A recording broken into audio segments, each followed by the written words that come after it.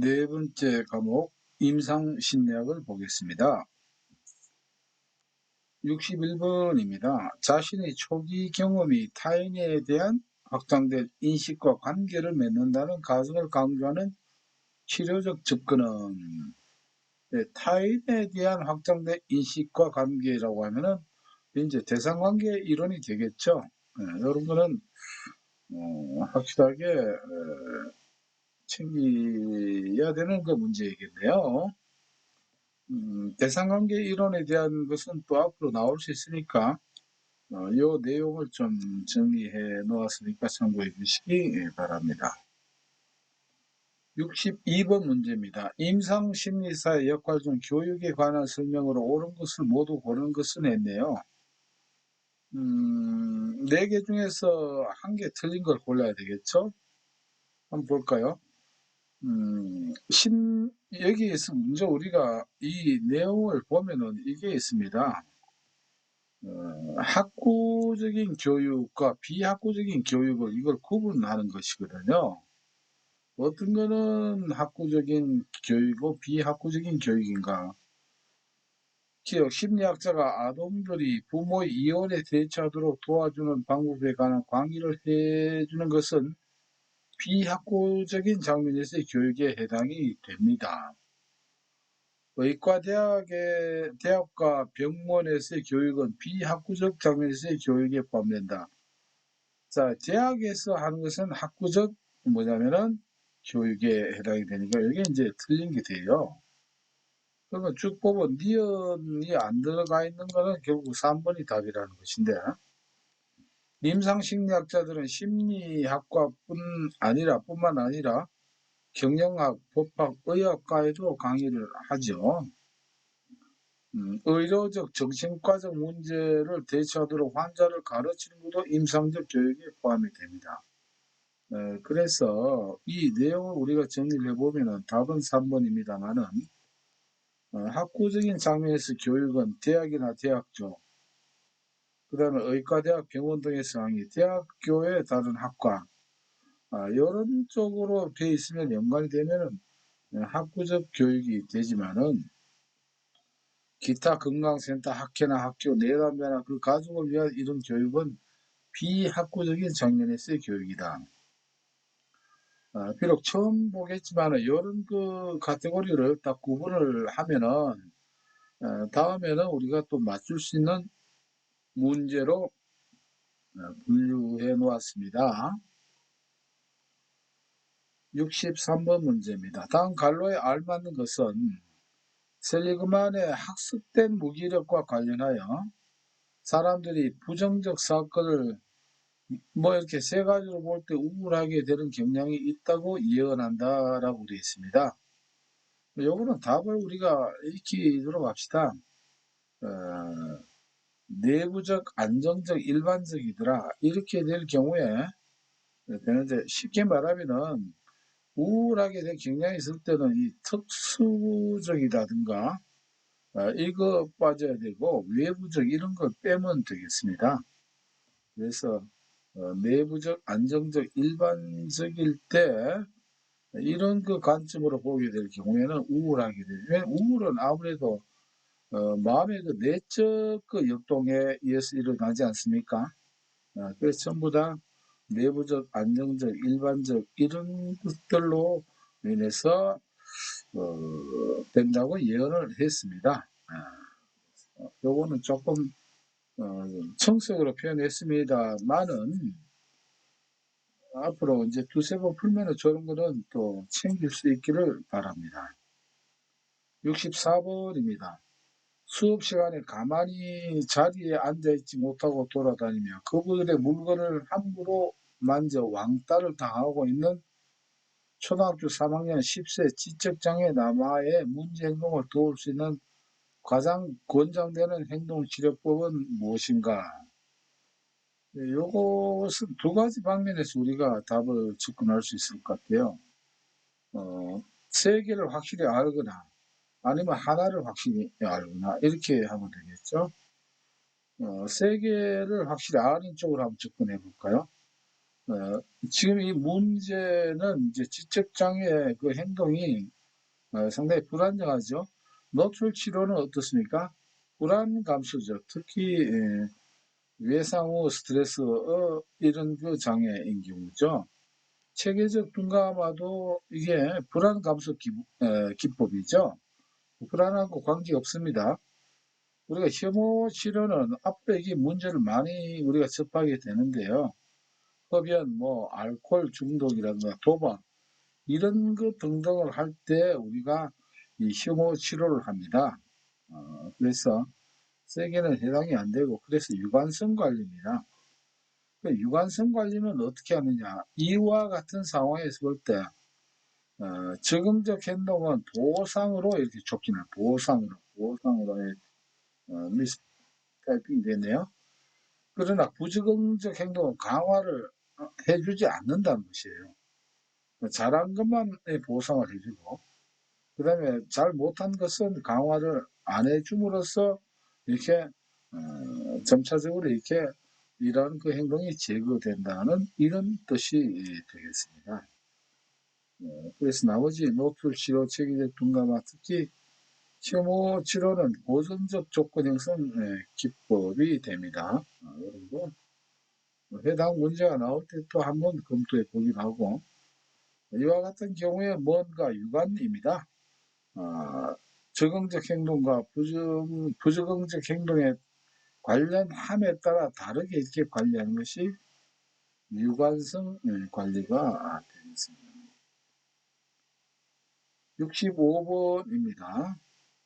현재 임상 장면에서 많이 사용되는 심리평가 도구들 중 가장 먼저 개발된 검사는 이걸 다 하려면 어떻게 될까요? 이 연도를 다 이렇게 기억을 해야 되는데 이거 정말 피곤한 일이죠. 물론 뭐 이렇게 외울 수 있는 방법이 있습니다만은 그러나 이 문제에서 볼 때는 우리가 팁을 하나 봅시다. 러시아 잉크 반전 검사인데 노사에서 이 러시아 잉크 반전 검사 늙어서 죽었다. 노사. 그러니까 아무래도 어때요? 빨리 개발했겠죠. 지금은 늙어 죽었다라고 하니까. 그래서 러시아 검사가 가장 먼저 개발됐다라고 한 것은 가장 오래됐다 이렇게도 볼 수 있죠. 그래서 노사 검사가 이런 문제 나오면 노사 빨리 죽었어 그래 됐구나 이런 쪽으로 또 푸는 것도 또 재미가 있습니다. 그 다음에 66번입니다. 다음은 무엇에 관한 문제인가? 아름백이죠. 우울증 환자에 대한 관찰을 기반하여 사용한 용어로 자신을 무가치하고 사랑받지 못할 사람으로 간주하고 자신이 경험하는 세계가 가혹하고 도저히 대체할 수 없는 곳이라고 지각하며 자신의 미래는 참담하고 통제할 수 없으며 계속 실패할 것이라고 예상하는 것. 세 가지가 나옵니다. 첫째, 자신. 네, 자신. 그 다음에 자신이 경험하는 세계, 주변 세계가 나오고 그 다음에 미래가 나옵니다. 이렇게 세 가지에 대해서 이렇게 부정적인 생각을, 사고를 가지고 있는 것. 이것은 우리가 인지적 삼재라고 합니다. 아론 백은 특히 우울증에 대해서 연구를 많이 했죠. 그래서 이런 거는 인지 삼재라고 우리가 정리를 해놓으시면 되겠습니다. 67번입니다. 프로그램의 주요 초점은 사회 복귀이며 직업 능력 증진부터 내담자의 자기 개념 정진에 걸쳐 있는 것은 이것은 이제 몇 차냐 이런 것이거든요. 우리 사회복귀. 요것이 우리가 이렇게 한번 봅시다. 일단은 전부 다 지금 예방이 나왔죠. 가장 좋은 1차 예방은 뭡니까? 사전에 없애는 거예요. 사전에 미리 없애는 거예요. 자, 그래도 할 수 없이 어떻게 증상이 나타났다. 두 번째는 빨리 치료하는 것이죠. 빨리 치료하는 것이죠. 그다음 세 번째는 뭐냐면은 이것이 이제 사회 복귀가 되는 것이죠. 쉽게 말하면 재활 프로그램이 복귀와 동시에 적극적으로 이제 주변에 지지해 주는 것. 이런 과정으로 보면 사전 예방이 1차고 치료가 2차고 그다음에 사회 복귀 3차다. 이렇게 해서 이것이 3차 예방에 해당된다. 이런 쪽으로 접근하면 좋겠습니다. 68번 문제입니다. 통제된 관찰에 관한 설명으로 적합하지 않은 것은 네, 이 부분은 말이죠. 관찰에 대해서는 이게 좀 필기나 실기, 보기 우리가 좀 준비를 해야 됩니다. 그래서 관찰법의 유형에 대해 가지고는 이렇게 쭉 이렇게 정리를 해놨거든요. 여러분들 이거는 말이죠. 조금 익혀 놓으셔야 도움이 됩니다. 특히 실기도 마찬가지고요. 일단은 카테고리가 유형이 직통참자입니다. 직통참자. 관찰법의 유형은 직통참자. 원래는 뭐 자통참자인데 이게 자자가 이게 겹치기 때문에 직접관찰법, 자연관찰법 또는 직접관찰법이 있습니다. 그 다음에 유사관찰법인데 유사관찰법을 우리가 통계된 관찰법 또는 실험적 관찰법이라고 합니다. 이 표현이 세 개 나올 때 이게 따로따로가 아니고 전부 같은 그 분류에 속한다라고 하는 것을 말씀드리고 유사관찰법 또는 통제된 관찰법 또는 실험적 관찰법에는 그 유형이 세 가지가 있습니다. 모의 실험이 있고 스트레스 면접이 있고 그 다음에 역할 시연이 있습니다. 이렇게 있고 또 하나는 관찰의 직통 참자죠. 참여 관찰법이 있습니다. 그야말로 그 현장에 참여해서 하는 것이겠죠. 마지막으로 자기 관찰법입니다. 자기 감찰, 자기 탐지라고도 이렇게 하죠. 그래서 직통 참자 이렇게 되어 있는데 일단은 이 내용을 떠나서 지금 이 문제는 이 카테고리만 알아도 일단 풀 수 있는 문제라고 봅니다. 스트레스 면접은 통제된 관찰 한 유형이죠. 또 밑에는 자기 탐지법은 통제된 관찰의 유형이 아니죠. 직통 참자에서 다르죠. 역할 시연은 가장 일반적으로 사용되는 통제된 관찰 유형이다. 유사관찰법 또는 통제된 관찰 이렇게 세 가지가 있잖아요. 모의 실험, 스트레스 면접, 그 다음 밑에 역할 시연이 있지 않습니까? 그래서 맞고요. 모의 실험 방식에서 관심 행동이 나타나도록 하는 그 유형입니다. 모의 실험도 어떻게 해요?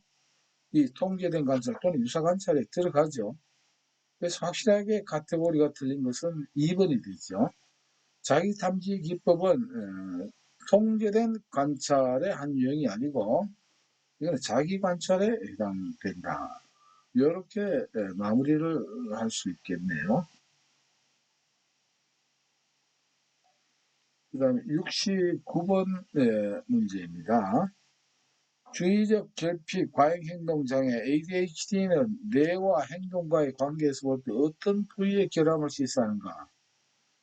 자, 우리가 대뇌 구렁의 구조와 그 개념에 대해서 62번, 1-62번에 쭉 거기 다 요약이 다 되어 있는데 참고를 하시고요. 어쨌든 주의적 결핍, 과잉행동장애는 뭐가 안 됩니까? 통제가 안 되죠. 통제하는 대상 역할을 하는 것은 뭡니까? 전두엽의 손상이라고 이렇게 보시면 되겠습니다. 이런 거는 잘 챙길 수 있기를 바랍니다. 70번 문제입니다. 치료 매뉴얼을 바탕으로 하며 내담자의 특성이 명확하게 기술된 대상에게 경험적으로 타당화된 치료를 실시할 때 증거가 잘 확립된 치료에 대한 기준에 해당되지 않는 거. 아예 이건 뭡니까? 흑색으로 해놨죠. 아주 기분 좋게 들려주면 됩니다. 전혀 합격에 장이 없습니다. 그러나 이 내용을 쭉 볼 때 이렇게 기준에 해당되지 않는 것은 해서 대기자들과 비교해 더 우수한 효능을 보이는 경우는 이게 근거 비반이 강한 치료에 속하지 않고 아주 근거 기반이 약하다라고 이렇게 합니다. 그래서 이거는 답의 문구를 기억하고 이렇게 지나가겠습니다. 71번입니다. 저는 이제 어려운 거 억지로 맞추려고 너무 신경 쓰지 마시고 71번 이런 거는요. 한번 잘 보면은 쉽게 찾을 수 있거든요. 이런 걸 챙기는 게 학교 비결입니다. 행동 관찰에 대한 설명으로 틀린 거 되어 있습니다. 면접을 통해서 얻어진 정보에 비해서 의도적 또는 비의도적으로 왜곡될 가능성이 더 적죠. 직접 보니까 연구자 스스로 관심을 가지고 있는 문제를 볼 수 있는 기회를 제공해 줍니다. 표적 행동을 분명하게 정의하기 위하여 조작적 정의를 개발하는 것이 필요합니다. 어떤 이렇게 뭔가 테스트를 해보죠. 외연적 운동 행동뿐만 아니라 인지와 정서적 상태에 대한 정보를 풍부하게 얻을 수 있다. 자, 이거는 아니죠. 이건 내적 것은 이 관찰을 통해서 행동 관찰을 통해서 이거는 풍부하게 얻을 수 없는 겁니다. 어느 정도는 얻을 수 있을지 몰라도 풍부하게 얻을 수는 없다. 이렇게 봅니다. 관찰은 외면적인 것이니까요. 몰라요. 이 사람이 또 행동 관찰자가 공예 후손이면 가능할지도 모르겠네요. 네. 공예가 관심법인가 이렇게 있지 않습니까? 그래서 이렇게 우리가 참고를 하고 72번으로 넘어가겠습니다. 초기 접수 면접에 관한 설명과 가장 거리가 있는 것은 우리가 초기 접수 면접이라고 하는 게 여기에 관련된 문제가 많이 나옵니다. 그래서 좀 잘 마무리를 해놓을 필요가 있는데요. 지금 이 내용을 보기 전에 초기 접수 면접이 뭔가 하는 것을 다시 한번 개념 정리를 하겠습니다. 환자가 의뢰되어 상담실에 방문한 내담자에게 임상가가 최초로 하게 되는 면접이 초기 면접이죠. 근데 이때 내담자에 대한 주호소 문제 등의 정보를 수집하여 적절한 상담자를 배정하기 위하여 본 상담 이전에 실시하는 초기 면접 과정입니다. 그러니까 여기에서는 정말 직접 임상적 어떤 치료 이런 단계에 들어가는 게 아닌 것이죠. 파악하는 단계입니다. 자, 이런 걸 볼 때 환자가 미래 문제들을 잘 다룰 수 있는지에 초점을 맞춘다. 자, 이거는요, 초기 접수 면접이 아니고 나중에 접수 면접 끝나면은, 그 내담자의 적절한 상담자를 배정을 합니다. 이때 본 상담에서 이루어지는 사항인 것입니다. 이런 것들은요, 내원 사유를 정확히 파악해야 하고요. 기관의 서비스가 환자의 필요와 기대에 부응하는지 판단도 해야 되겠죠. 치료에 대해 가질 수 있는 비현실적 기대를 줄여줄 수 있어야 됩니다. 여기 오면 모든 게 다 해결된다? 이런 비현실적 기대는 줄여줘야 되겠습니다. 그래서 1번 내용이 여기 이제 해당이 되겠네요. 73번 문제입니다. 적색은 맞춰야 됩니다. 골수 이식을 받아야 하는 아동에게 불안과 고통에 대처하도록 돕기 위하여 교육용 비디오를 보게 하는 치료법. 비디오를 본다 이런 건 뭡니까? 이건 모델링이죠. 저렇게 골수 이식 받아도 괜찮구나. 이런 것을 해주는 게 이게 이제 모델링이 되겠습니다. 너무 간단하게 보너스를 이렇게 챙긴다 이렇게 생각하시면 되겠습니다. 74번입니다. 다음은 무엇에 관한 설명인가?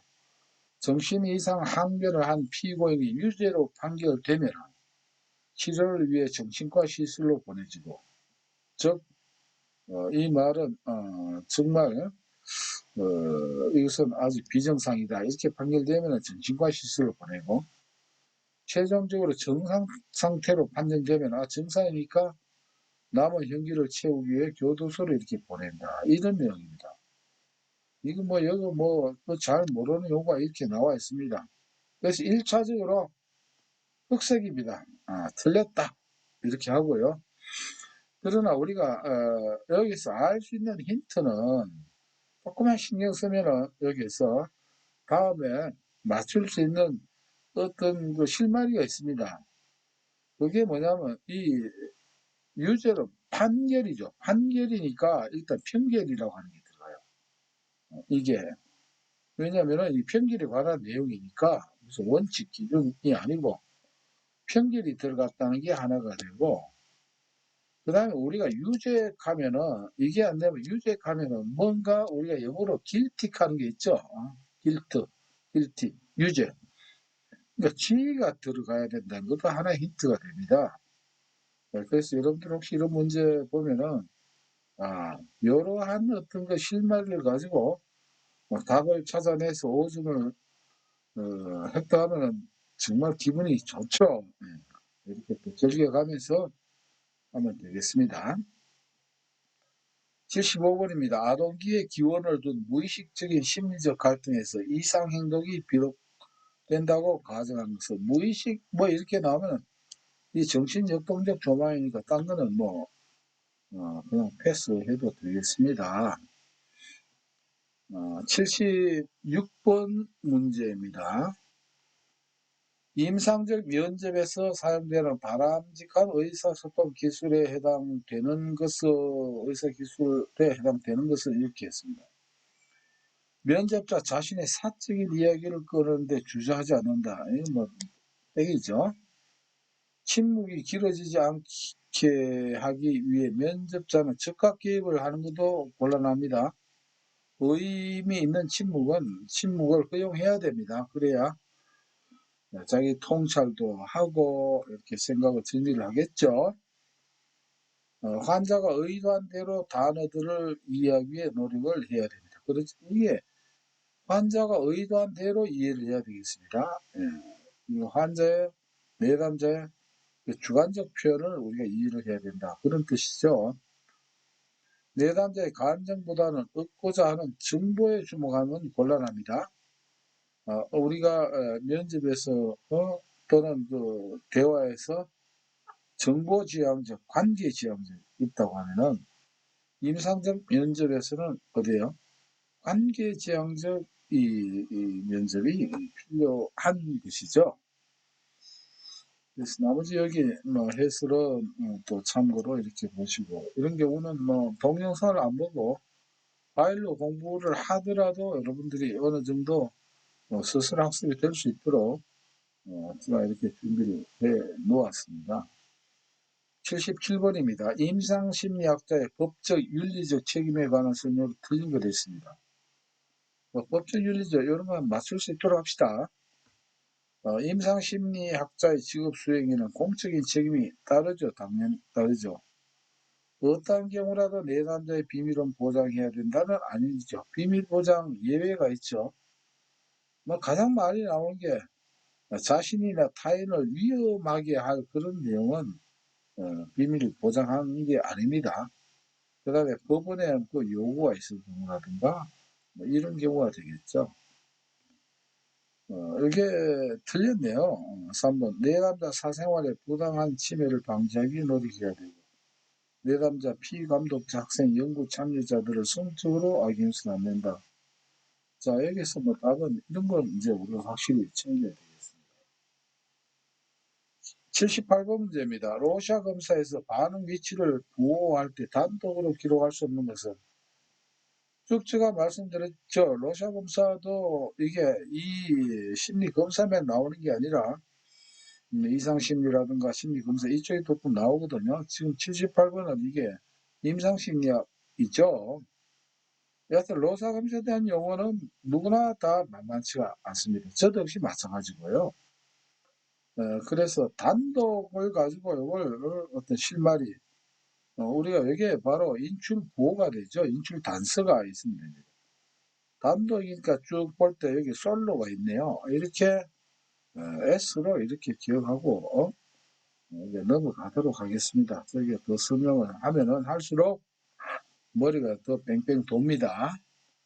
79번입니다. 로샤 검사의 모든 반응이 왜곡된 형태로 형태를 근거로 한 반응이고, MMPI 8번 척도가 65T 정도로 상승되어 있는 내담자에 대한 설명으로 가장 적합한 것은, 그래도 MMPI하고 연관시키면은 조금 우리가 자신감을 가져야 되지 않겠습니까?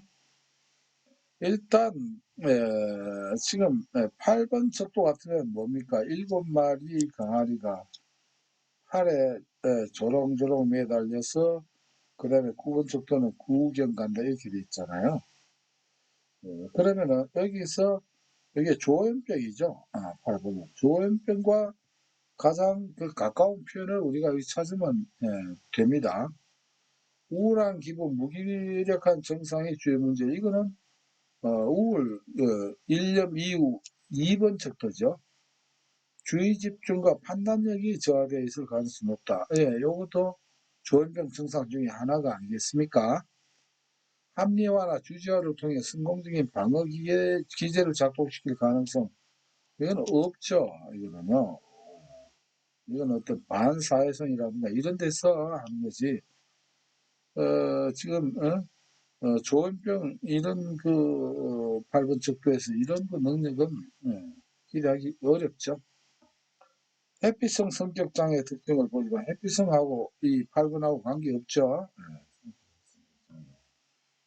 그래서 이런 쪽으로 연관을 시켜서, 이도 챙길 수 있는 문제로 있습니다. 80번 문제입니다. 기억력 손상을 측정하는 검사가 아니겠어. 먼저 우리가 이런 걸 볼 때는 앞에 했던 걸로 보면 뭡니까? 성격 검사 나오면은 참 좋겠죠?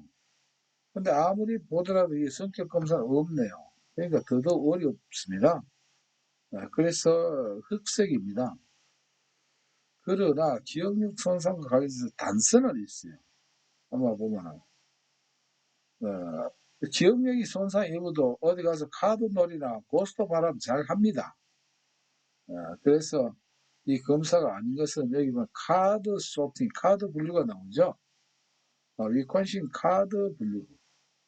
그래서 요거구나 이렇게 뭐 기억나면은 그냥 요거 찾고 기억 안 나면 넘어가도 좋습니다. 그래서 팁이 카드 놀이는 기억 손상자도 재밌게 잘 합니다. 이렇게 해서 카드 소팅 테스트로 이렇게 정리를 하고 네 번째 과목을 마치도록 하겠습니다.